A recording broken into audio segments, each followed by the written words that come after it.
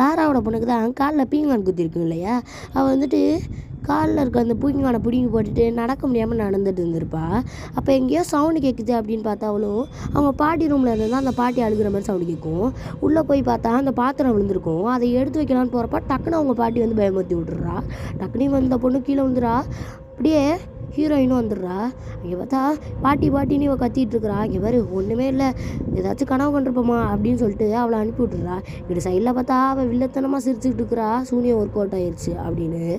அடுத்த நாள் காலையில் லாரா அவங்க பொண்ணு காலில் மருந்து போட்டுட்ருப்பா. ஏன்னா அவளுக்கு பீங்கான் குத்திட்டு இருந்திருக்கோம்ல.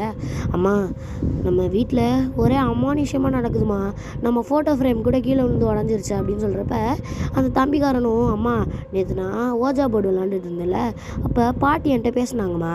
அப்போ அவங்க எனக்கு குளிருது எரியுது அப்படின்னு சொல்லி என்கிட்ட சொன்னாங்கம்மா. பார்த்தீங்களாம்மா நம்ம வீட்டில் ஒரே அமானுஷமாக இருக்குது.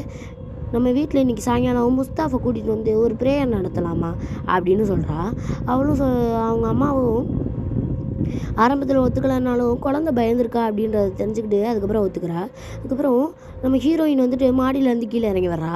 அப்போ இந்த லாரா குரங்கும், இங்கே பாருடி நான் தான் அந்த உடஞ்சி போன பீங்கான்லாம் ஓரமாக எடுத்து போட்டிருக்கேன், உனக்குன்னா திமிரா போச்சா, நான் தான் எல்லாம் வேலை பார்க்கணுமா அப்படின்ற மாதிரி காய்ச்சி மூச்சுன்னு அந்த லாரா பொண்ணை பயங்கரமாக கத்தி விட்டுடுறா. அவளும், இங்கே பாரு என்னாலலாம் வேலை பார்க்க முடியாது, இன்றைக்கி சாயங்காலம் முஸ்தாஃப் வீட்டுக்கு வர்றாங்க, சமையல் செய் அப்படின்னு சொல்லவும், பாரு நான் வெளியில் போகிறேன் என்னால் செய்ய முடியாதுன்ற மாதிரி சொல்லிட்டு அவள் அப்படியே வெளியில் கிளம்பிடுறா. அப்படியே மெல்லாமல் போகிறப்ப என்னன்னு தெரியலை, அந்த லாராவோட ஹஸ்பண்ட் இருப்பான்ல, அவன் வந்துட்டு வெளியில் கார் தடிச்சிருப்பான். அவனுக்கு மட்டும் வில்லத்தனமாக ஒரு வணக்கத்தை போட்டுட்டு அவனும் வெளியில் கிளம்பிடுறான். அதுக்கப்புறம் இந்த லாராவோட பொண்ணுக்கு தான் கடவுள் நம்பிக்கை அதிகமாச்சு. அவள் வந்து இந்த முஸ்தாஃப் கிட்ட சொல்லிக்கிட்டு இருக்கிறா, எங்கள் வீட்டில் அமானுஷமாக நடக்குது, இந்த மாதிரி நடக்குது அப்படின்ற மாதிரி அவங்க வீட்டில் நடந்த கதையெல்லாம் சொல்கிறா. அவரும், இங்கே பாருமா அதுக்கெல்லாம் நம்ம பயப்படக்கூடாது, இறந்து போன ஆவிகள் இறைவனோட தூதர்கள்ட்ட கேட்குற கேள்விக்கிட்ட பதில் சொல்லிட்டு இருக்கோம்.